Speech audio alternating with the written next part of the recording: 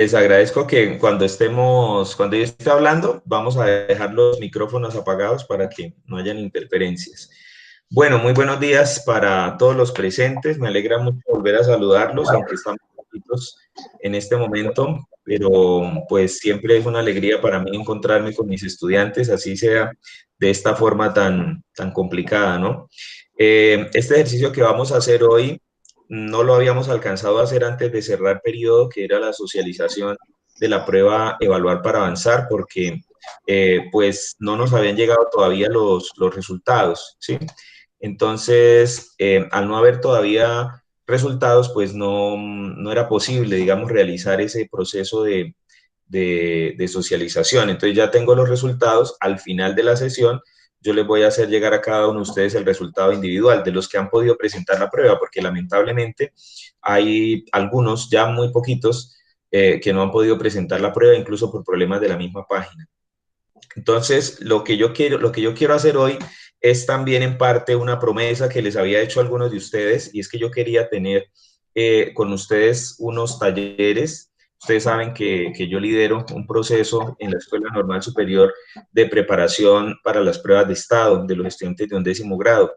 Y pues la idea es que en la medida de lo posible, este espacio que vamos a tener hoy sea como la cuota inicial de lo que va a ser el proceso de preparación para las pruebas de estado, que como les voy a explicar ahorita a continuación, pues este ejercicio que ustedes presentaron digamos, es muy parecido al tipo de preguntas que ustedes van a enfrentar en la prueba de estado. De hecho, estas pruebas las hace también el ICFES. Entonces, es la importancia de este ejercicio. Entonces, sin más preámbulos, voy a empezar entonces para que nos rinda. Les repito las reglas del juego, pues mientras yo esté exponiendo, les agradezco que los micrófonos permanezcan en silencio, pero en el momento en que alguno de ustedes tenga una duda, pues puede preguntar, ¿sí? Entonces me avisa y con mucho gusto la resolvemos. Entonces voy a comenzar a compartirles pantalla para poder empezar con el ejercicio. ¿Me confirman si están viendo las diapositivas? Sí, señor. Sí, señor. Vale, listo. Entonces empecemos. Bueno, lo que vamos a socializar ahorita es la prueba de Ciencias Sociales y Competencias Ciudadanas que ustedes presentaron, que se llama Evaluar para Avanzar, que constaba de 20 preguntas. Entonces, antes que nada, pues quiero recordarles que Ciencias Sociales y Ciudadanas es uno de los componentes que evalúa el ICFES.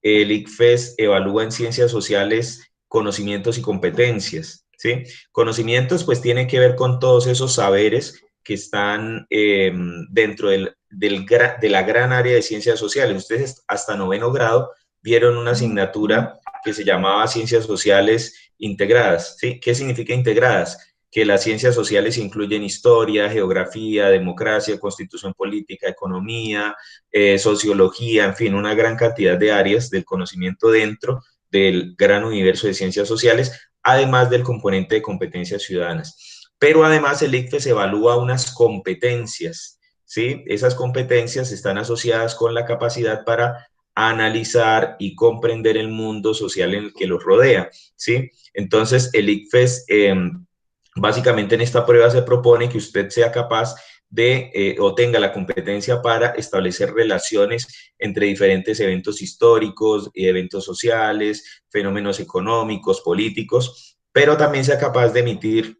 juicios y reflexiones críticos a partir de esa información obtenida. Ese es, digamos, como el propósito general de la prueba de Ciencias Sociales y Competencias Ciudadanas. Tiene 3 componentes que son pensamientos o 3 competencias más bien, que son el pensamiento social, interpretación y análisis de perspectivas, pensamiento reflexivo y sistémico. Esos porcentajes es la carga en la cantidad de preguntas que el ICFES tiene establecida para la prueba Saber 11. Entonces, aquí le llamamos pensamiento social. Entonces dice, comprende modelos conceptuales, sus características y contextos de aplicación. Entonces, allí, en este componente de pensamiento social, vamos a encontrar los conceptos básicos de las disciplinas que integran las ciencias sociales, conceptos básicos de economía, de política, conceptos básicos de geografía, de democracia, etcétera. Otro aspecto importante que se va a encontrar allí en el pensamiento social son conocimientos relacionados con la conformación del Estado. Ustedes recuerdan en noveno grado que nosotros trabajamos en el último periodo lo que fue la conformación del Estado colombiano, sobre todo a partir de la Constitución del 91, que ustedes tengan muy claro el concepto de qué es un Estado social de derecho, cómo se conforman las tres ramas del poder público, ejecutivo, legislativo y judicial, cuáles son los mecanismos de participación ciudadana que existen, cuáles son los entes de control, Procuraduría, Contraloría, Fiscalía, para qué sirven, cuáles son las funciones de cada una de las cortes. Ustedes recuerdan que el año pasado le dimos bastante énfasis a eso, sobre todo al finalizar el año. Todo eso hace parte del universo de pensamiento social. Otra afirmación dice, comprende dimensiones espaciales y temporales de eventos, problemáticas y prácticas sociales. Entonces, aquí tiene que ver con la capacidad que ustedes tienen de localizar un evento en el tiempo, saber, digamos, entender, por ejemplo, qué hechos fueron causas y qué hechos fueron consecuencias. ¿Sí? Cuando nosotros veíamos historia de Colombia el año pasado, entonces yo les decía cuál fue la causa, digamos, de lo que fue el Bogotazo y lo que vino con la violencia. Entonces, bueno, esos conflictos que se dieron en los años 30, en la época de los gobiernos liberales, esa lucha entre liberales y conservadores. ¿Cuál fue la causa del Frente Nacional? Ah, bueno, entonces la violencia que se había desatado producto de la muerte de Gaitán tuvo como consecuencia la conformación del Frente Nacional y así sucesivamente, ¿sí? Entonces, poder dimensionar es temporal y espacialmente donde ocurrieron los hechos, ¿sí? Entonces, por eso es importante mezclar la historia con la geografía. Entonces, cuando vamos a hablar, digamos, de la violencia, tener claro cuáles eran las regiones del país donde principalmente se dio el fenómeno. Entonces, que en los llanos orientales, saber ubicar los llanos orientales, saber que digamos, en la parte, lo que actualmente es el Huila y Tolima, entonces, bueno, la región andina hacia la parte sur del país. Entonces, ser capaz de ubicar geográfica e históricamente los eventos cuando ocurren. Otro componente es interpretación y análisis de perspectivas. Como su nombre lo indica, tiene que ver con la capacidad de establecer, digamos, ser capaz de entender cuál es el punto de vista de la persona que está hablando, de quien está narrando la situación, cómo opinan, cuáles son los puntos de vista en consideración y frente a eso el ICFES siempre le va a preguntar qué se deduce del punto de vista de fulanito de tal o de tal personaje, ¿sí? Entonces es importante entender las perspectivas, saber qué es lo que opina, sin que uno necesariamente comparta eso. Ahorita vamos a mirar unos ejercicios de cuando a veces los estudiantes se confunden porque creen que el ICFES le está preguntando es su punto de vista y resulta que no es. Usted puede ser que esté en desacuerdo con algo que se está planteando ahí, pero el ICFES le va a decir, de acuerdo al punto de vista del personaje A, ¿qué se deduce de allí? No se deduce lo que usted piense, sino lo que ese personaje efectivamente está pensando. Ahí aparecen entonces unas afirmaciones, contextualiza y evalúa usos de fuentes y argumentos. Entonces entender qué es una fuente de información. Entonces si la información la está dando un periódico, si la está dando la academia. Aprender a diferenciar, y esto es muy importante, entre hechos y opiniones. Ojo con eso, eso es algo que a la gente le cuesta mucho entender. Cuando uno está en redes sociales, por ejemplo, mucha gente confunde una opinión con un hecho. Entonces, por ejemplo, uno encuentra en redes sociales gente que dice que tiene la cura para el coronavirus y que la cura es tal cosa, y entonces la gente inmediatamente da por hecho, y a veces incluso por el solo hecho de que alguien diga, un científico afirmó que el coronavirus se cura de tal manera, entonces la gente inmediatamente dice, ah, bueno, eso es verdad, porque lo dijo un científico, pero hay que mirar la fuente, ¿sí? Y la fuente normalmente es bueno, es una revista especializada, es una revista científica o simplemente alguien que de un perfil de Facebook está inventando mentiras, ¿sí? Entonces, aprender a diferenciar entre opiniones y hechos realmente constatados es parte del problema de análisis de perspectivas. Comprende perspectivas de distintos actores y grupos sociales, entender que hay una diferencia, por ejemplo, cuando fue lo del proceso de paz, ¿no? Que habían claramente dos tendencias, los que estaban a favor de la firma del proceso de paz y los que estaban en contra. Uno podía ubicarse en alguno de esos dos escenarios, pero es necesario entender la perspectiva del otro, ¿sí?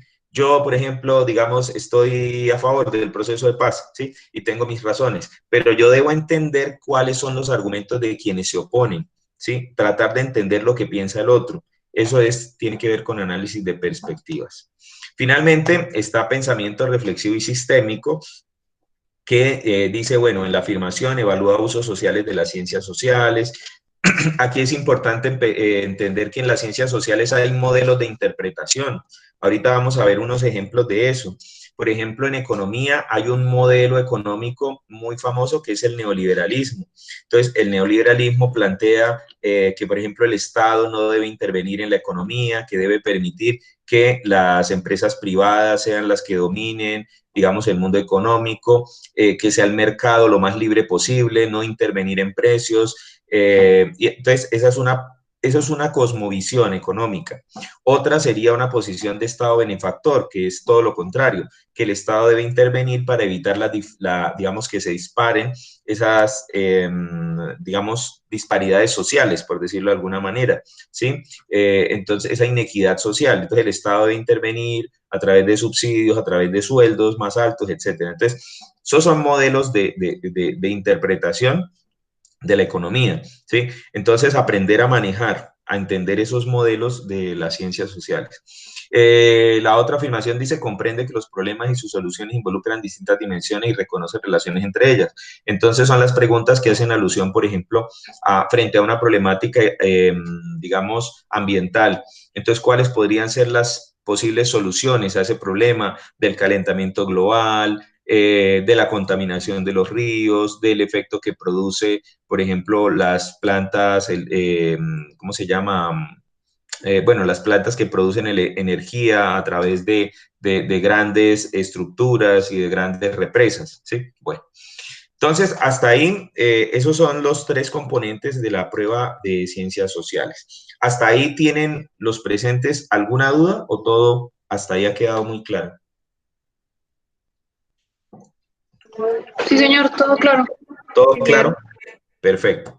Vamos a comenzar entonces. Primera pregunta. Dice, un joven leyó en un texto de sociales lo siguiente.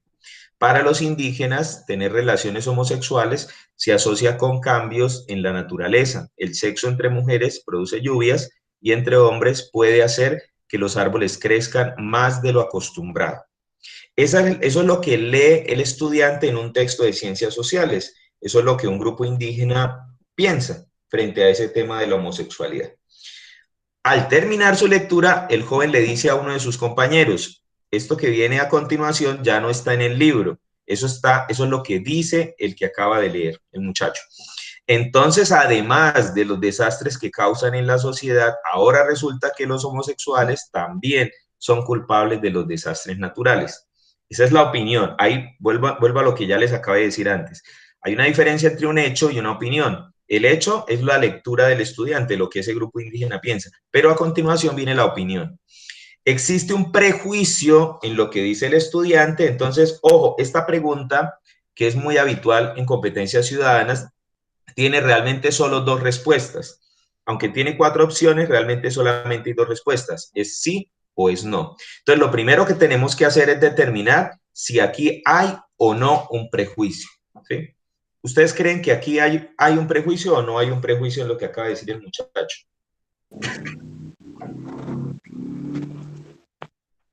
Sí, señor. Bueno, entonces, si decimos que sí hay un prejuicio, tenemos que descartar inmediatamente las respuestas A y la C. ¿Sí? Esas dos tenemos que descartarlas, porque ya determinamos que sí hay un prejuicio. Luego, las posibles respuestas correctas deben ser la B o la D. ¿Listo? Entonces vamos a mirar, yo tengo aquí el registro de cómo contestaron ustedes esa primera pregunta. Entonces, el 57% contestó de manera correcta. Vamos a ver qué fue la respuesta correcta que determinaron ustedes. Entonces, la opción B dice, sí, porque los indígenas piensan que las relaciones homosexuales son la causa de cambios en la naturaleza. Si bien es cierto, alguien que tenga por ahí el micrófono prendido, por favor lo apaga para no causar interferencia. Si usted dice aquí, el grupo indígena, es cierto que ellos dicen que las relaciones homosexuales causan cambios en la naturaleza, ¿sí? Unos producen la lluvia y los otros hacen que crezcan más los árboles. pero ahí no ha dado un prejuicio porque simplemente menciona un hecho que ellos consideran que sea verdad o no, eso es lo de menos. En este caso, pues uno podría decir que tal vez eso no sea cierto, es más parte del pensamiento mitológico. Ahí no hay un prejuicio, ¿sí? ¿En qué momento aparece el prejuicio? ¿Cuál es la razón del prejuicio? Cuando dice la opción D. Sí, porque el joven cree que las acciones de una persona por el solo hecho de ser homosexual resultan dañinas para su comunidad. Cuando el muchacho señala y dice, ah, bueno, ahora además de los desastres, o sea, está suponiendo, el muchacho sí está asumiendo un prejuicio y es el hecho de que aparentemente los homosexuales son los causantes de daños. Además, los indígenas no dicen que sean daños, ¿no? Son efectos naturales. Entonces, esa actitud de querer culpar a una persona por lo que está sucediendo, pues es un acto de prejuicio, ¿no? Es como cuando la gente dice, bueno, en Colombia, digamos, los únicos que cometen delitos son los venezolanos. Eso es una forma de prejuicio, ¿no? Creer que solo esa población es la que está cometiendo delitos y que entonces de alguna forma todo venezolano es un delincuente.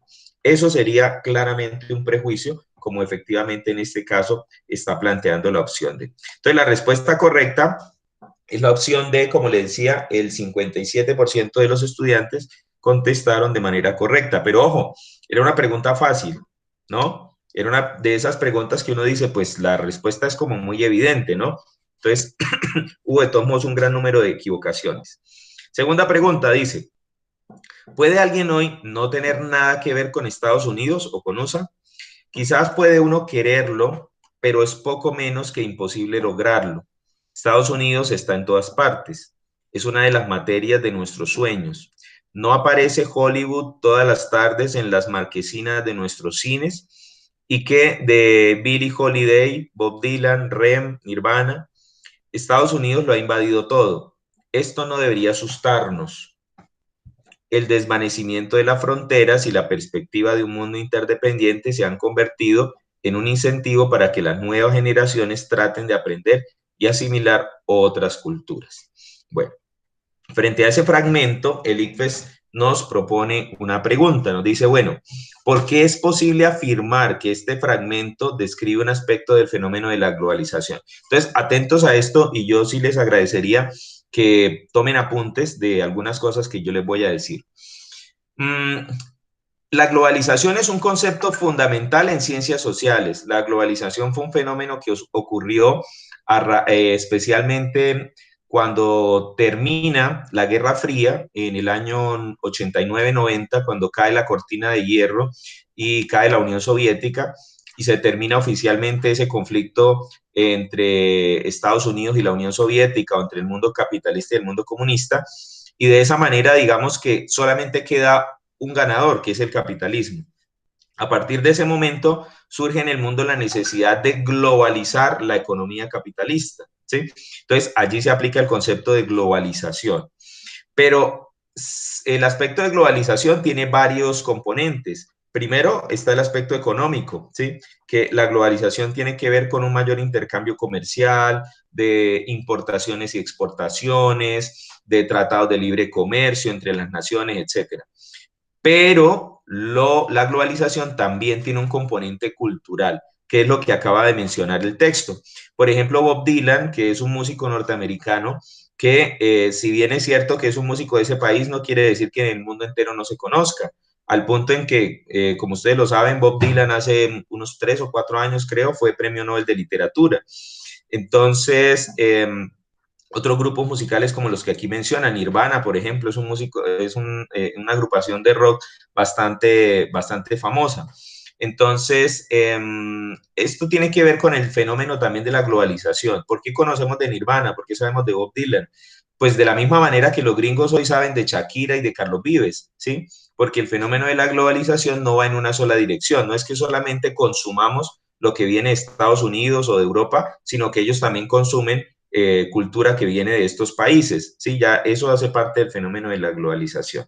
Bueno, frente a la pregunta entonces, ¿por qué es posible afirmar que este fragmento describe un aspecto del fenómeno de la globalización? Las respuestas correctas fueron menos. Vamos a mirar cómo contestaron ustedes aquí en esta pregunta. Entonces, por ejemplo, el 20% de ustedes considera que la respuesta correcta es la A. Dice, porque se refiere a los intercambios económicos y comerciales entre países. Si bien es cierto que la globalización, el componente fundamental de la globalización es lo económico y comercial, el fragmento nos habla de otra cosa. Nos dice, cuando habla de Hollywood, ¿quiénes no han visto las películas gringas? El 90% de las películas que uno mira por televisión son gringas, ¿sí? Pero ¿eso tiene que ver específicamente con lo económico y lo comercial o tiene que ver con otra cosa, más de carácter cultural? Bueno, aquí tenemos que el 26% considera que la respuesta es la D, porque se refiere a la colonización impulsada por el gobierno de Estados Unidos. Realmente el texto no habla de colonización, ¿sí? Al estilo de los españoles cuando vinieron a América. De hecho, cuando dice el texto, Estados Unidos lo ha invadido todo, esto no debería asustarnos. O sea, con lo que quiere decir es, no, pero no es una invasión al estilo español que llegó a arrasar con todo, ¿sí? Es, digamos, que una invasión cultural, más que una invasión realmente armada o económica o otras características. Mientras que el 31% de ustedes considera que la respuesta correcta es la C. La B no tuvo ninguna votación. La C dice, porque alude al intercambio cultural entre diferentes sociedades del mundo. Esa es la respuesta correcta, ¿sí? El texto está hablando de cómo nosotros tenemos una influencia muy fuerte de la cultura gringa a través de las películas, a través de la música que escuchamos. Pero también el intercambio ha sido en doble vía, les decía yo, ellos consumen muchísima música, por ejemplo, actualmente los gringos consumen muchísimo reggaetón, por ejemplo, en algunos lugares de Estados Unidos, y esa música se hace en América Latina, ¿sí? Entonces, porque hay una influencia global de la cultura, digamos, todo eso es parte del fenómeno de la globalización. Obviamente también lo económico, pero en este caso el aspecto principal es el aspecto cultural. Respuesta correcta para esta pregunta, la opción C. ¿Hasta aquí alguna duda o todo está claro? ¿Algo que preguntar? No, vamos bien. Bueno, seguimos. Tercera pregunta dice, durante varios años los miembros de un barrio residencial han interpuesto demandas tratando de cerrar el bar de la zona porque consideran que genera mucho ruido y es la mayor fuente de peligros del sector. Por tanto, deben acudir constantemente a la policía. Por su parte, el dueño del negocio alega que tiene la necesidad de trabajar para sostener a su familia. Entonces, este es un típico conflicto muy común, ¿sí? Entonces, aquí lo que nos interesa es saber entre qué intereses es que se está presentando la situación. Entonces, dice, en esta situación se configura un conflicto entre intereses por el libre desarrollo de la personalidad, que tiene que ver, digamos, el hecho de los bares y el ruido y eso con el libre desarrollo de la personalidad, no aplica. Y por el ordenamiento territorial. Más o menos, ¿qué tiene que ver con el ordenamiento territorial? Es que el alcalde tiene que organizar unos lugares específicos para ciertas cosas. En un lugar residencial no deben haber bares, ¿sí? Porque pues obviamente eso afecta obviamente la calidad de vida de las personas que viven allí. Pero el tema no es con el libre desarrollo de la personalidad. Intereses por la seguridad y por el ejercicio laboral. La razón por la que se quejan los vecinos de ese sector es por el ruido fuerte, pero también por los peligros del sector, ¿sí? Entonces, digamos, hay una situación ahí relacionada con el tema de la seguridad también que podría estar afectando. Y el ejercicio laboral, pues sí, porque, digamos, es parte del trabajo de estas personas. Intereses por la cultura y por la convivencia, pero bueno, aquí lo cultural, digamos que no es más el tema de diversión, ¿no? Más que cultura. Por los intereses de la equidad y por el buen nombre. Entonces, en esta tercera pregunta, lo que se deduce es que la opción más clara es la B, intereses por la seguridad y el ejercicio laboral. Contestaron de forma correcta el 73% de ustedes. Es decir, la mayoría, pero hubo unos que se equivocaron, leyeron mal la pregunta. Cuarta pregunta. En el laboratorio de una universidad se crea una vacuna contra un virus letal. La universidad patenta la vacuna para su producción exclusiva. ¿Saben lo que es patentar? ¿Qué No, es profesor. patentar? ¿Qué significa patentar? ¿Han escuchado esa palabra patente? No. Sí, señor. ¿Qué es? Pues yo la he escuchado, sin embargo, no sé realmente qué significa. Una patente es, por ejemplo, cuando yo creo una vacuna, acabo de descubrir la vacuna contra el coronavirus, pero resulta que usted sabe que en este momento el mundo entero la está buscando y los países la quieren comprar para aplicársela a su población. Entonces, es obvio que se trata de un invento científico muy importante, pero también se trata de un tema de dinero, ¿sí? Entonces, la patente es una forma de proteger la producción intelectual. Si yo fui el creador de esa vacuna, yo quiero patentarla. O sea, quiero a través de un documento legal certificar que esa vacuna es mía. Como yo la hice, cuando alguien quiera producirla, utilizando esa misma fórmula, yo le puedo vender el derecho a hacerlo. O sea, me tienen que pagar a mí para utilizar ese descubrimiento. Así funciona así funcionan los descubrimientos y así funciona el mundo académico, ¿sí? Así como usted vende, por ejemplo, usted vende papa o usted vende, digamos, usted tiene una panadería, usted vende pan, si usted es un científico o un laboratorio, usted lo que vende es una patente, ¿sí? Usted es un investigador, usted vende conocimiento. Y es que el conocimiento vale. Por ejemplo, la persona que descubre el virus, perdón, la cura contra el virus, pues es obvio que ha hecho un descubrimiento importante para la humanidad y ese es su trabajo y tienen que pagarle por eso, ¿sí? Entonces, esos son las patentes. La universidad patenta la vacuna para su producción exclusiva. Posteriormente se descubre que los estudios para crear la vacuna se realizaron en seres humanos con su consentimiento. O sea, la vacuna se le aplicó a la gente, pero la gente sabía que le iban a aplicar esa vacuna, estaba en prueba, pero no fueron informados de los riesgos de muerte. O sea, no le dijeron a la gente que tenía un riesgo de morir si esa vacuna salía mal. En esta situación, ¿cuál es la causa del conflicto? Entonces vamos a mirar las opciones de respuesta. El haber experimentado con seres humanos sin su consentimiento, falso, porque ellos sí dieron el consentimiento. La patente de la vacuna para uso exclusivo de la universidad, no. Así funciona el mundo de las patentes. Si yo soy la Universidad Industrial de Santander y mis estudiantes o mis profesores o mis trabajadores de laboratorio crean la vacuna, pues yo tengo derecho a patentar ese invento y a cobrar por ese descubrimiento. Así funciona el trabajo intelectual. Si todas si todas las empresas del mundo y todas las universidades crearan conocimiento y nunca obtuvieran, digamos, alguna ganancia económica, pues ya se habrían quebrado. Sí, pues eso es parte del trabajo intelectual de las empresas y de las universidades.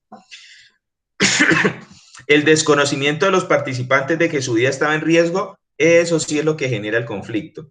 La participación de una universidad en una investigación sobre salud pública, no, al contrario, ojalá participara más universidades, ¿sí? Eso es parte, digamos, de la necesidad y por eso es importante la universidad, sobre todo, y la investigación. Respuesta correcta, entonces, la C. Pregunta 5. Perdón. En un colegio, 3 estudiantes de 11 grado declararon que eran comunistas. Un compañero de ellos, que es representante del curso, afirmó: ellos solo deberían venir a clase después de que un doctor les cure esa enfermedad.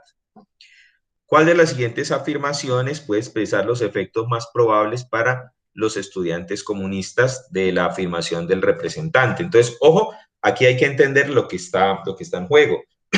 Hay un grupo de estudiantes comunistas en el salón y hay otro grupo de estudiantes que dicen, ustedes deberían ir a que los curen, ¿sí? Haciendo alusión a que eso es una enfermedad. Entonces, eso es lo que vamos a analizar. Bueno, voy a darle por aquí el ingreso a alguien que está pidiendo entrar y continuamos. Me confirma si ya está saliendo de nuevo la diapositiva. Sí, señor. Sí, ya está saliendo. Entonces, miremos qué posible consecuencia, cuál sería el efecto más probable en esta situación. Dice, que los estudiantes comunistas acudan al doctor para intentar curarse. ¿Creen ustedes que esa podría ser un efecto?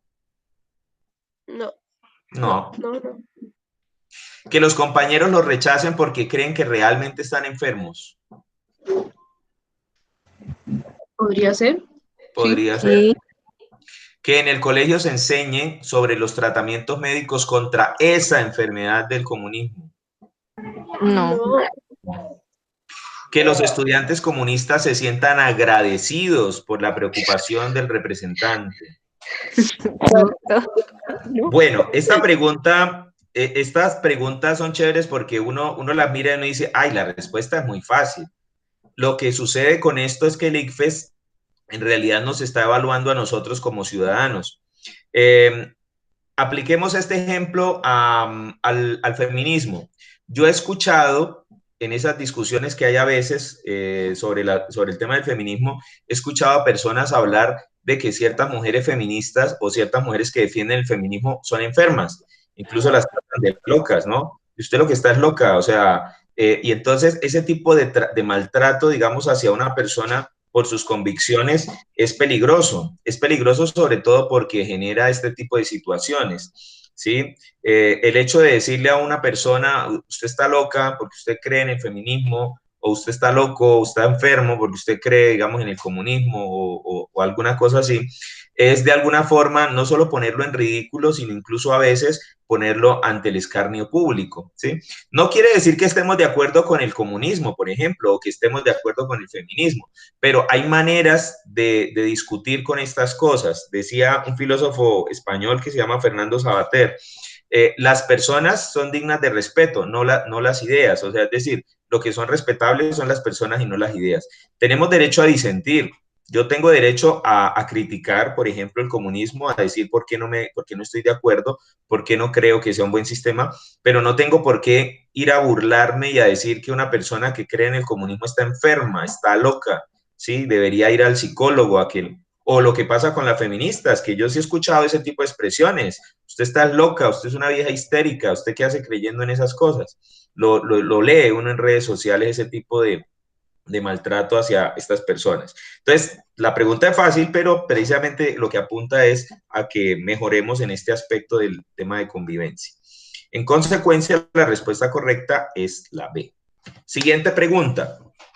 Atentos porque este tema es de economía.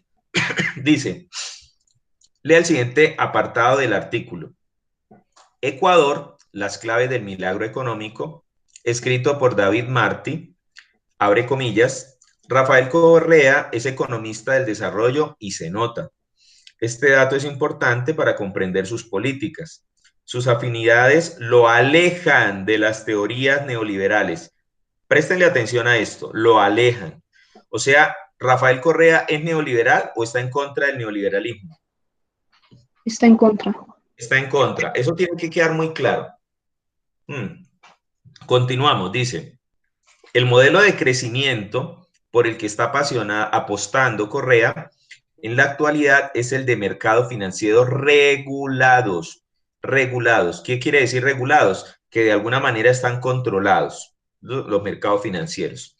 El de una política económica que favorece y protege la industria nacional y el empleo. Esa palabra proteger la industria nacional no le suena como al proteccionismo del que nosotros hablábamos por allá en noveno o en octavo.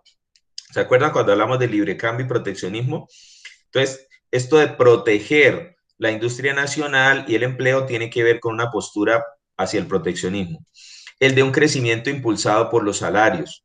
La política de redistribución de las riquezas también ha contribuido al empleo, manteniendo una demanda doméstica, quiere decir, la demanda aquí se refiere, ojo con estos conceptos que son de economía, ¿no? Recuerdan el concepto de oferta y demanda, ¿sí? La oferta es lo que en algún momento, digamos, el mercado produce. Entonces, en Charalá hay una oferta de panaderías. Entonces, las panaderías ofrecen una cierta cantidad de pan, ¿sí? Y hay una demanda. La demanda es la cantidad de gente que quiere comprar ese pan. Entonces, si hay más gente dispuesta a comprar más pan, entonces hay una demanda creciente. Pero si por una u otra razón de pronto la gente deja de comer pan y las panaderías empiezan a quebrar, entonces la oferta está excediendo a la demanda. Esos conceptos no los pueden olvidar, eso es básico, esto no se olvida jamás. Entonces seguimos.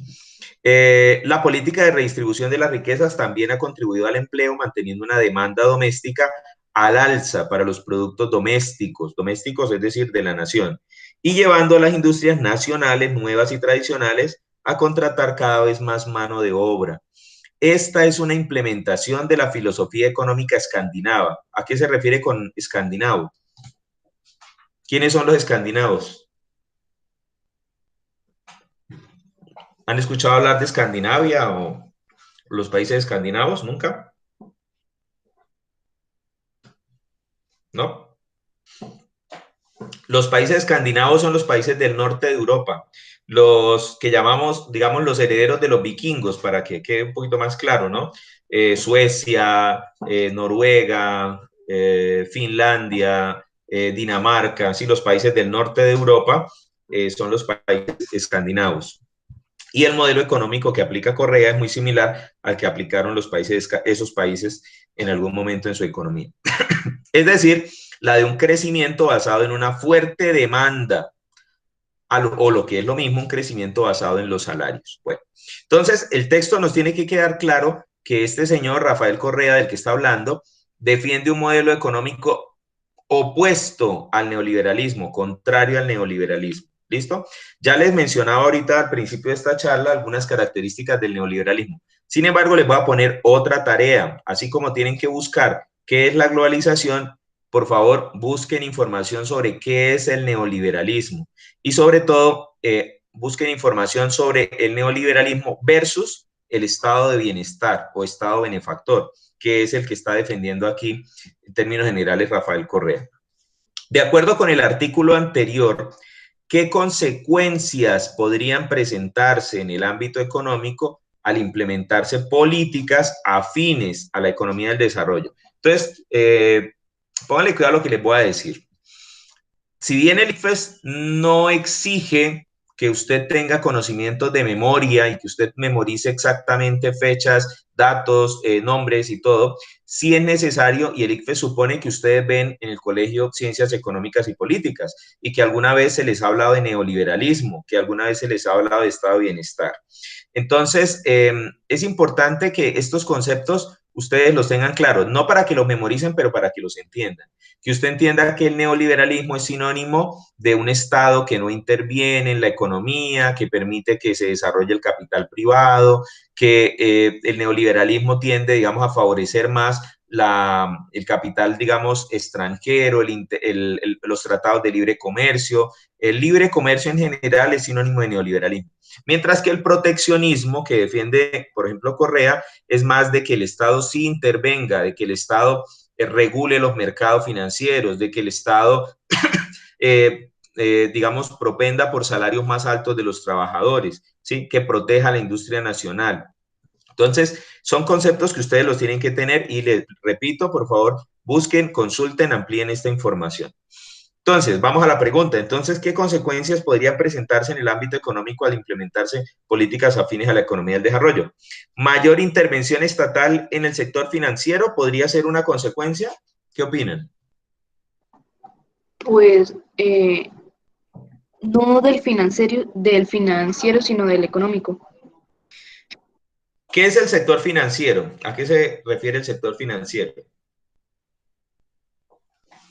Pues me imagino que a los bancos Ajá. y todo eso. Muy bien. Entonces, dice, mayor intervención estatal en el sector financiero. ¿Qué decía el texto? Dice, el modelo de crecimiento en el que está apostando Correa en la actualidad es el de mercados financieros regulados. Regulados quiere decir intervenidos, ¿no? Entonces, bueno, esa podría ser una consecuencia. La B, aplicación de nuevos tratados de libre comercio. ¿Qué opinan? ¿Esa podría ser una consecuencia? ¿Sí o no? Tratados de libre comercio, ¿eso es sinónimo de economía del desarrollo o más economía neoliberal? De la neoliberal. De la Ajá, neoliberal. muy bien. El neoliberalismo le gusta, propende por hacer tratados de libre comercio. Entonces, neoliberalismo es sinónimo de libre comercio. Entonces, como Rafael Correa no defiende el neoliberalismo, no es de suponer que esta sea una consecuencia. Entonces, vamos a descartar la B. Flexibilización laboral, financiera y comercial. ¿Qué es flexibilización?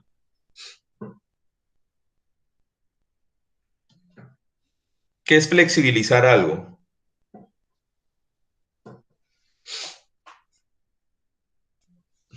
Como expandir, no sé, como más Mm, facilidad. Sí, más como facilidad. Flexible es algo que digamos que se puede hacer de diferentes maneras. Flexibilización laboral, ¿a qué se refiere? Eso suena muy raro, pero tiene consecuencias incluso un poquito complicadas. Flexibilización laboral implica que los patrones tienen derecho a contratar a los trabajadores básicamente por el sueldo que quieran y por el tiempo que quieran.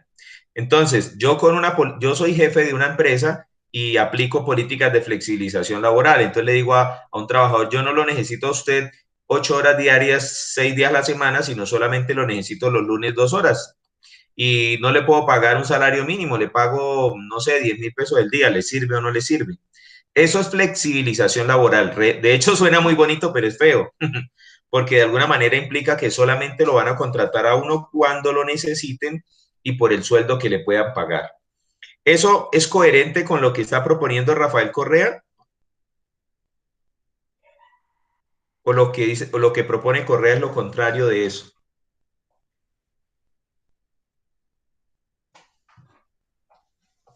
¿Qué dice Correa sobre los salarios? ¿Que deben ser bajitos o que deben ser altos?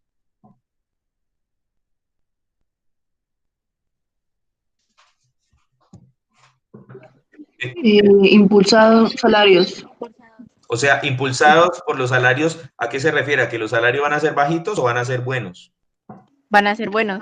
Van a ser buenos. O sea, la política de Rafael Correa está basada en impulsar los salarios, es decir, que la gente gane buena plata para que pueda gastar, ¿sí? Eso tiene que ver con la economía. A veces la gente piensa que el salario al trabajador le pagan más solamente para su propio beneficio y resulta que es para el beneficio de la economía. ¿Por qué fue que el gobierno de este señor de Duque decidió adelantar lo de la prima de Navidad?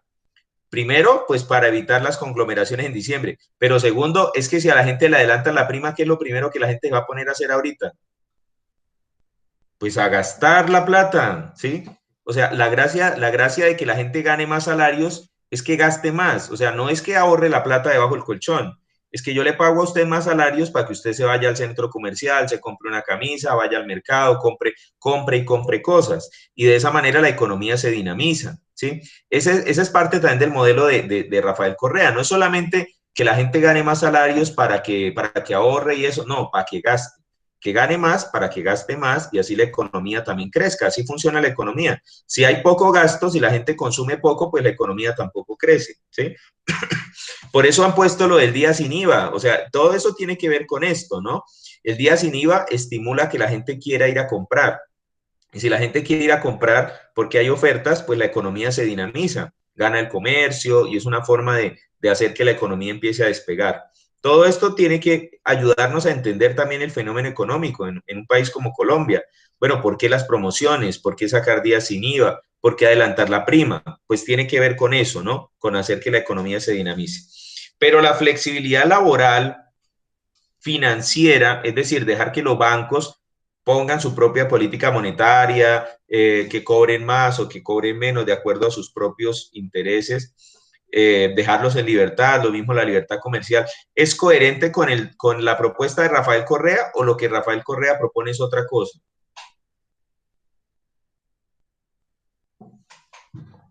¿Qué dicen? ¿Sí o no? ¿Qué opinan? No les dé miedo opinar ni equivocarse. Mejor que se equivoquen ahorita. Es otra cosa. Es otra cosa. Claro, o sea, él no está hablando de flexibilidad, al contrario, parece que lo de él es muy regulado, ¿no? El Estado tiene que estar ahí regulando todo esto porque si no, precisamente se dan las diferenciaciones sociales y la inequidad social. Entonces, la B ya la descartamos, también podemos descartar la C y nos queda la D. Estímulos económicos a las importaciones. ¿Qué son importaciones? Pues son mercancías que llegan de otro país, que no las produjimos nosotros, ¿sí? ¿Creen ustedes que esta es una posible consecuencia de la política de Rafael Correa? ¿O qué dice Rafael Correa sobre eso? Pues él dice que, no sé si creo que me voy a equivocar, el alza para los productos domésticos, y usted mencionó que domésticos es de acá, precisamente de acá, entonces, Sí, señora. Entonces, en consecuencia, mm, Bien, está bien hecho ese razonamiento, Liliana. Creo que es Liliana, ¿cierto? Sí, señor. Sí, está bien hecho eso. Entonces, si Rafael Correa está pensando en fortalecer el mercado doméstico, es decir, que la gente consuma, pero consuma productos nacionales de lo que produce el país, ¿es posible que una consecuencia de aplicar las políticas de Rafael Correa sea estímulos económicos a las importaciones o no?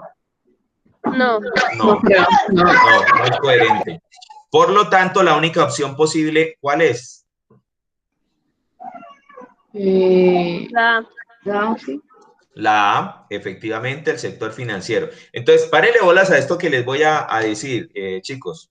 Esta pregunta, que no era fácil, de hecho el ICFES la cataloga como una de las preguntas difíciles, fue contestada solo por el 37% de ustedes de manera correcta, pero fíjense que si ustedes leen como lo estamos haciendo ahorita, aunque ustedes no tengan todavía mucha información sobre lo que es el neoliberalismo o lo que es el estado de bienestar, pero lo van a hacer porque ya saben que es importante y que el ICFES pregunta esto. De todos modos, fíjense que sí pudieron contestar la pregunta, ¿sí? Porque la información que nos da el texto, si hacemos una buena lectura, nos permite deducir las respuestas. Con esto les voy diciendo de una vez una pista importante para las pruebas de estado.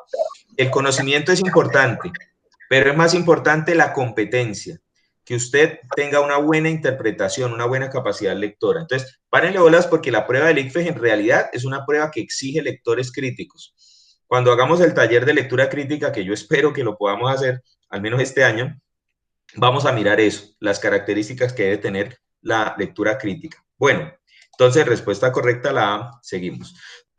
¿Alguien me puede colaborar con la lectura de la pregunta 7? Dice, la pesca ilegal no declara ni reglamentada. Es un negocio millonario en aumento que tiene graves consecuencias en distintos ámbitos. En el aspecto ecológico, se producen capturas indiscriminadas de varias especies y contaminación del agua por métodos de explotación no regulados.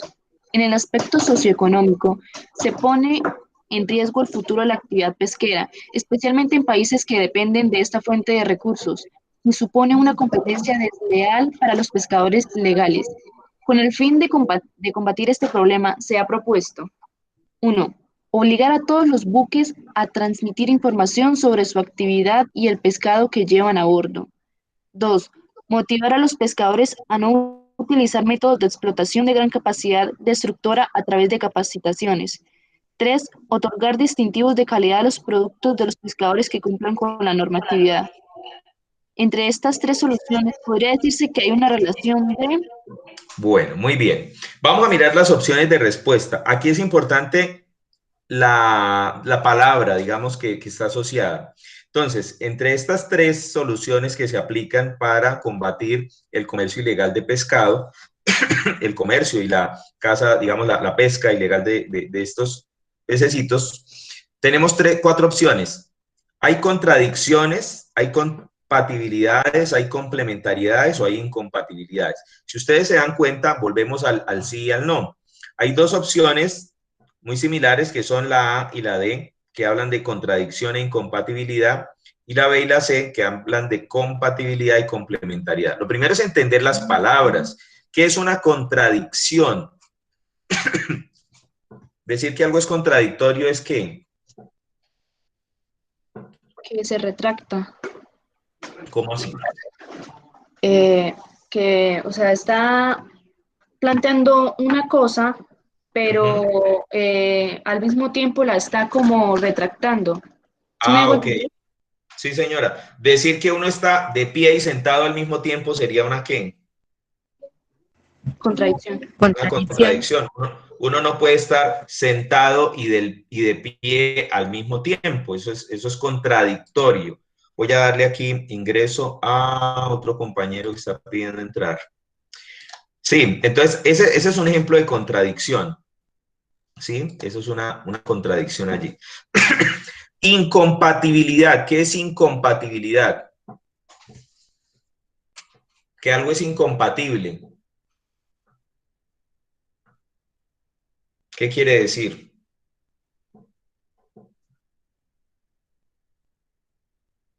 ¿Qué es algo incompatible?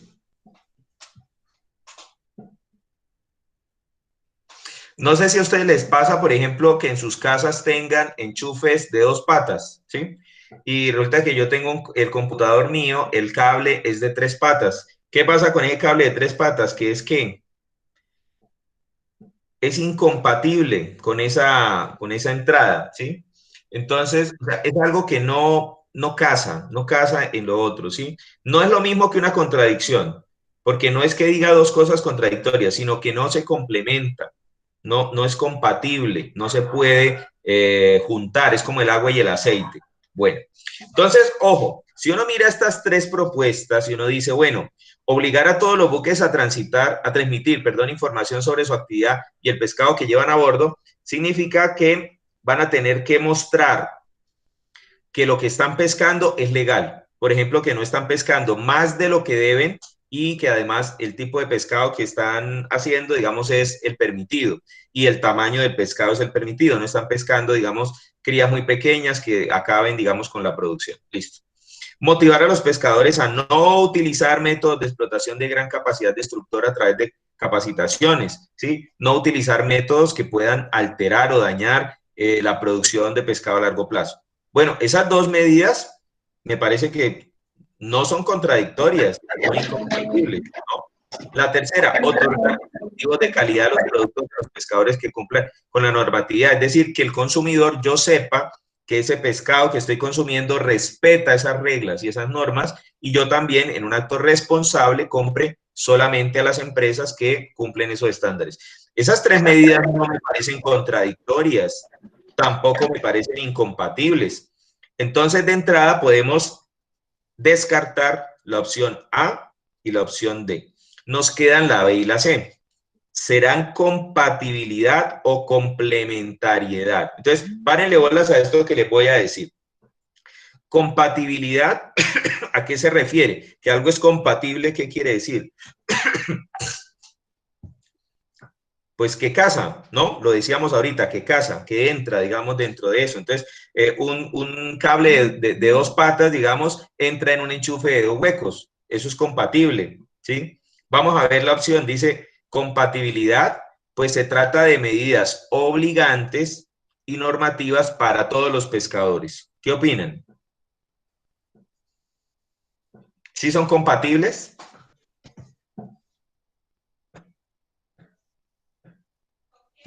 ¿Sí o no? ¿Qué opinan?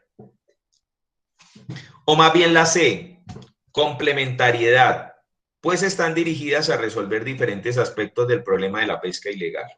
¿Cuál de las dos sería la correcta? ¿Compatible o complementario? Para mí, complementario. ¿Por qué complementario? Profe, qué pena, yo tengo una pregunta. Señora. En el caso de los pescadores legales, ellos no utilizan, bueno, no, o sea, su casa no es, no, el, sí, o sea, como su casa no es como indiscriminada y No, no. contamina el agua, ¿no? Claro, no puede ser una pesca indiscriminada. Tienen que respetar precisamente esas normas, ¿sí? Para garantizar la pesca a largo plazo. Por ejemplo, no pescar peces, digamos, tan pequeños, porque eso pues, no garantiza, digamos, que crezcan, que se reproduzcan, ¿sí? Entonces, ¿usted considera que es complementario? Sí. Bueno, vamos a mirar la opción B. Cuando uno dice compatibilidad, pues estas 3 son compatibles.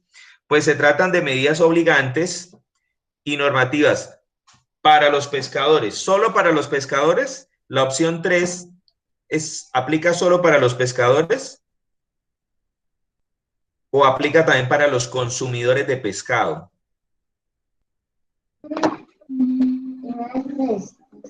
La tercera medida. Yo creo que es solamente para los que cumplen con la pesca legal. Sí, pero dice la tercera propuesta, otorgar distintivos de calidad a los productos de los pescadores que cumplan con la normatividad. Pero eso me implica a mí también que yo como consumidor, entonces yo consuma ese tipo de pescado que respeta la normatividad. Entonces, aunque es compatible, pues se trata de medidas, digamos, obligantes. De todos modos, es de suponer que esta medida no va dirigida exclusivamente a los pescadores, mientras que la opción B me dice normativa para todos los pescadores, mientras que la C, complementaria, o sea, tiene en cuenta las normas que deben cumplir los pescadores, pero también nos involucra a los consumidores de pescado. Nos dice, ojo, ustedes no deben consumir pescado que sea de forma ilegal, que no respete esta normatividad. Para eso van a haber unas etiquetas para que usted como consumidor prefiera ese pescado y no el otro. Entonces, complementariedad, pues están dirigidas a resolver diferentes aspectos del problema. Aspectos como cuáles, como la pesca ilegal, la distribución ilegal de este pescado, la utilización de métodos que pueden dañar a largo plazo las crías y al mismo tiempo un consumo, ¿cómo se llama? Un consumo responsable. En consecuencia, ¿cuál es la respuesta correcta? La C. En consecuencia, la respuesta correcta es la C. Fíjense que estas dos preguntas ya no son tan fáciles como las anteriores. Exigen, por ejemplo, en este caso, haber hecho una buena lectura y haber analizado el problema de manera global. No solamente una parte de la información, sino tener el panorama completo. Bueno, pregunta número 8. Nos volvemos a encontrar con la palabra neoliberalismo. Es más, esta pregunta debería servirnos para saber qué es lo que ustedes tienen que empezar a buscar. Tienen que buscar conceptos como neoliberalismo, proteccionismo, economía de libre mercado, monopolio, ¿sí? Son conceptos económicos que es necesario que nosotros tengamos claros, que hagan las consultas, busquen la información para que tengan, digamos, sea más fácil resolver estas preguntas. Dice la pregunta 8. Un estudio de 2012 reveló que en Colombia los medicamentos pueden valer hasta 240% más que en otros países. Según los expertos, esto se debe a una elevada concentración del mercado. Elevada concentración. ¿Qué significa elevada concentración del mercado? ¿Eso es sinónimo de qué?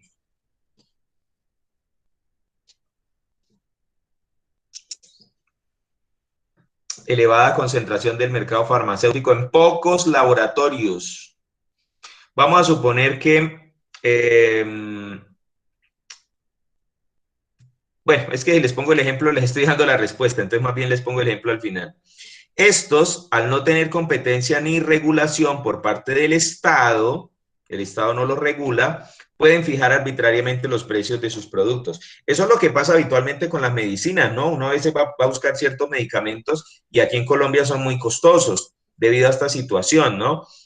Hay una concentración del mercado de los medicamentos. El concepto que mejor describe esta situación es el de, ¿cuál es el concepto? ¿Cuál de esos conceptos aplica al problema que estamos hablando ahorita? ¿Qué opinan? Arriésguense. ¿Qué dicen?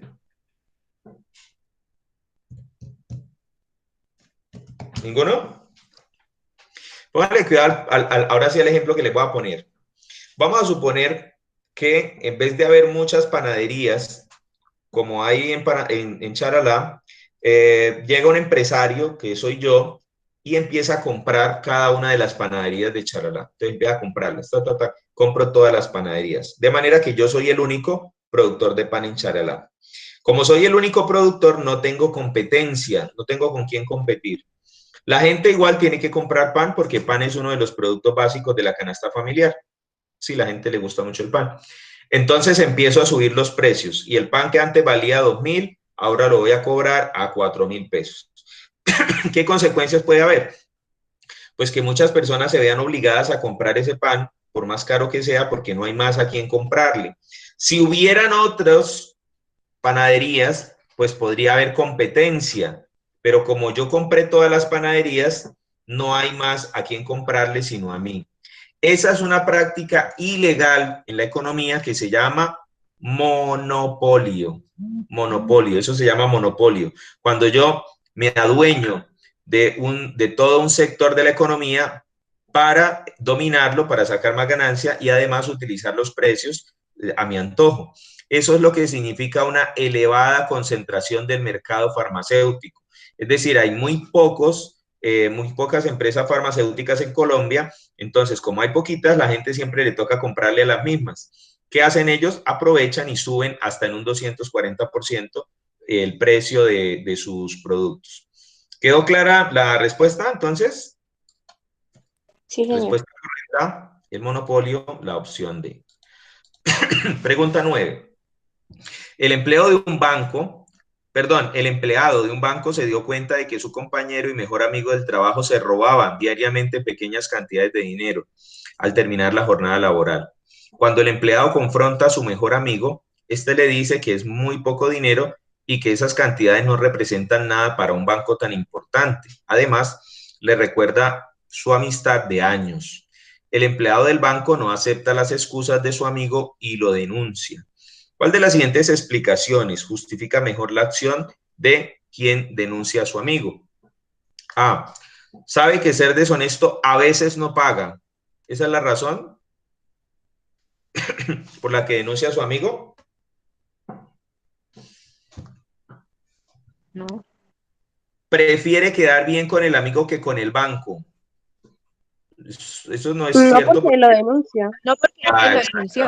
Entonces se está Claro. contradiciendo. Sí, señora, esa no puede ser.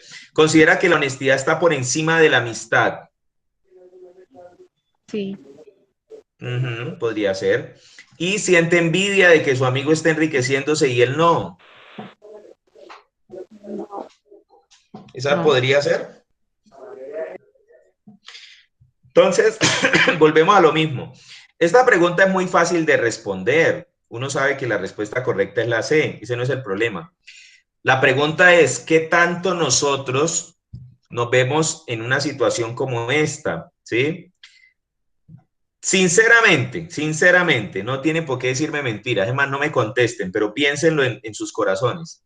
Si uno de ustedes está en un salón de clase y se da cuenta que su compañero y mejor amigo está haciendo copia, aunque usted no comparte eso, ¿usted le parece deshonesto que una persona esté haciendo copia? Sinceramente, ¿usted lo delata con el profesor, sí o no?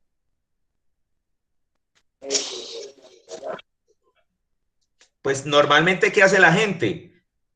Uno prefiere guardar la amistad, ¿no? Uno dice, bueno, yo sé que está mal, de pronto le digo, oiga, venga, no haga eso, mire que usted está haciendo trampa y eso está mal. Y eso en el mejor de los casos, pero de ahí a denunciar a su amigo ante el profesor o ante el coordinador, pues eso no ocurre. Y en Colombia pasa una cosa muy curiosa a propósito de eso, y es que la gente está más dispuesta, a tolerar la deshonestidad que la deslealtad. Y es una cosa un poquito rara, porque a veces la gente cree que uno debe ser leal incluso con el delincuente, ¿sí? Entonces yo sé que hay un vecino mío que está robando al banco y está robando grandes cantidades de dinero y yo sé que es un delincuente, pero yo prefiero guardar silencio. Si hay otra persona que lo denuncia, entonces inmediatamente aparece el famoso apodo popular del sapo, ¿no? Usted sí es sapo, o sea, ¿para qué pone de sapo? Déjelo, o sea, es como que de alguna forma tenemos trocados los valores, ¿no? La persona que denuncia al delincuente se convierte en un sapo, en cambio el delincuente que digamos, está cometiendo un crimen y queda en la impunidad, entonces de alguna manera es como si fuera el superhéroe, ¿no? La gente incluso siente admiración en un país como Colombia por tipos como Pablo Escobar y la gente dice, pero el man se salió con la suya y el tipo tuvo mucha plata y el tipo, o sea, la gente es como si dijera, no me importa que el tipo haya sido un delincuente, un criminal, un asesino, pero se salió con la suya, ¿sí? Fue exitoso. En cambio, una persona que vive honestamente, incluso que es el ciudadano que denuncia al delincuente que comete, entonces se convierte en el sapo, ¿no? Entonces, ese es, digamos, como el sistema de valores que lamentablemente en un país como Colombia se ha venido imponiendo. Entonces, fíjense que la pregunta es lo de menos, la respuesta la sabemos, ¿no? ¿Quién no sabe que lo que debería hacer esa persona es actuar con honestidad? La pregunta es, ¿cuántos de nosotros realmente lo haríamos? Eso ya se pone un poquito más complicada la cosa, ¿no? Bueno, pregunta 10. Una de las conclusiones del Congreso Nacional de Comunidades Indígenas fue la necesidad de fortalecer su identidad como grupo. Su vocero dijo: nuestra identidad nos dará reconocimiento político, económico y social. Los jóvenes deben trabajar como lo hacíamos antes. Nuestros maestros deben enseñar a respetar nuestros valores, prácticas políticas. Estas conclusiones se concentran en promover ¿qué? ¿Qué opinan ustedes? ¿Cuál es la respuesta correcta?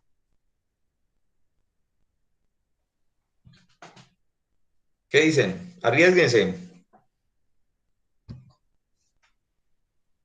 ¿Cuál será la respuesta correcta? ¿Qué dicen? A, B, C, D. ¿Será trabajo y economía? Menciona lo económico, lo laboral, sí. Pero no solo eso. Valores ciudadanos. De pronto no. La educación de calidad no la menciona. Pero el hecho de que los jóvenes deban aprender a trabajar como lo hacían antes, preservando los valores y prácticas, es parte de la cultura. Entonces, en ese sentido, los saberes que se están privilegiando son los saberes culturales. Vamos a hacer 2 preguntas más, paramos ahí y hacemos un balance. Un grupo de personas impulsa un proyecto de ley que propone condenar a la pena de muerte a quienes hayan cometido delitos atroces. Sin embargo, en la Constitución de nuestro país está consagrado el derecho a la vida de los ciudadanos. Es de esperarse que el proyecto mencionado, ¿qué? ¿Qué pasará con ese proyecto mencionado? ¿Qué opinan ustedes? No se apruebe. ¿Por qué no se apruebe? ¿Por qué no? Porque en la Constitución dice que el derecho de la vida pues, está consagrado, está admitido. Ajá. No se le puede violar ese derecho. Sí. Bueno, y entonces, ¿cuál de las 2 opciones sería la correcta? ¿La B o la D? ¿Qué dicen? ¿B? ¿Por qué la B? ¿Juliana? No, ¿quién es la que está hablando ahí? Es que yo desde aquí no lo veo. ¿Quién es? ¿O es Valentina? Creo que Valentina, no. ¿Valentina? Sí. Bueno, Valentina, ¿por qué es la B?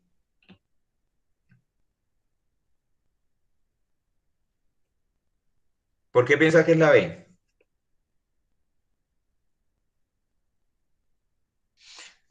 ¿Qué dice la Constitución? Que el derecho a la vida de los ciudadanos es algo que todos los colombianos tenemos. Todos los colombianos tenemos derecho a la vida. Todos. ¿Incluidos los delincuentes? Sí, incluidos los delincuentes. Todos son todos. Entonces, un proyecto de ley que aplique la pena de muerte, ¿qué pasaría con ese artículo de la Constitución? ¿Se estaría qué? Violando, ¿cierto? Violando. Se estaría violando porque el derecho a la vida es para todo el mundo. Claro, viene la discusión política, ¿no? Ah, pero el delincuente sí tiene derecho a quitarle la vida a otro, pero él no quiere que se la quiten, ¿no? Bueno, eso también es razonable, ¿no? Pero hay un pequeño detalle aquí con esto. La D dice, porque en la Constitución no se habla de la pena de muerte. ¿Eso es cierto o no es cierto? Si bien es cierto que en la Constitución no se habla de la pena de muerte, porque de hecho lo que habla es de que el derecho a la vida es inviolable, y de hecho tampoco es cierto. De hecho no es cierto porque en ese artículo donde se dice que el derecho a la vida es inviolable, acto seguido dice no habrá pena de muerte. O sea, en la Constitución sí está claro, explícito, que en Colombia no se aplicará la pena de muerte. De hecho, en algún momento en Colombia sí existió pena de muerte. Solamente que hubo una reforma constitucional, creo que mediados de los años 50, me parece que fue, en la que la pena de muerte se abolió, pero existía, en Colombia existía la pena de muerte y se aplicaba. Pero la Constitución del 91 es clara en que no debe existir. Párenle bolas a esto que estoy diciendo, porque a veces la gente, uno escucha, por ejemplo, cada vez que alguien comete un delito atroz, decir, oiga, deberían aplicar la pena de muerte en Colombia. Uy, ese Congreso de la República sí no sirve para nada. ¿Por qué no hacen una ley que aplique la pena de muerte? Pues esta pregunta nos indica que eso no se puede de esa manera. ninguna ley de la República está por encima de la Constitución, porque la Constitución Política de Colombia es la máxima norma. Si yo quisiera imponer nuevamente en Colombia la pena de muerte, ¿qué es lo que tendría yo que hacer? ¿Cambiar qué? Lo del derecho a la vida. Por eso, pero ¿de dónde lo tengo que cambiar? ¿En dónde lo tengo que cambiar? La Constitución. En la Constitución, exacto. Tendríamos que hacer una reforma constitucional y modificar ese artículo que dice que el derecho a la vida es para todos los ciudadanos. Tendría que decir algo así como, excepto para aquellos que se les aplique la pena de muerte, porque han cometido delitos atroces, una cosa así. Pero eso solamente lo puede hacer una Asamblea Nacional Constituyente o el Congreso a través de por ejemplo, un referendo sí se podría, porque un referendo podría modificar la Constitución, siempre y cuando no vaya en contravía con derechos fundamentales como el derecho a la vida. Entonces, ahí entramos, digamos, como en ese dilema. Entonces, ojo, porque aquí lo que nos está diciendo el texto es, no se puede aprobar esa ley porque va en contravía de lo que dice la Constitución, y la Constitución es la máxima norma. Entonces, lo que ustedes no pueden olvidar es que las leyes se tienen que ajustar a la Constitución y no al contrario, porque la Constitución es la máxima autoridad, ¿sí? Primero está la Constitución, después está la ley, después las ordenanzas, y adivinen, después está el manual de convivencia. ¿Qué pasa si el manual de convivencia dice algo que contraría la Constitución? ¿Qué toca cambiar, el manual o la Constitución? El manual. El manual. Es así de sencillo, ¿no? Respuesta correcta, la B. Y, bueno, yo creo que dejemos por ahora acá. Quedamos en la pregunta, íbamos para la pregunta 12, pero son las 10 y 10 de la mañana, pues ahorita tengo que verificar qué pasó con los muchachos que estaban en proceso de nivelación, mirar qué me entregan de trabajo.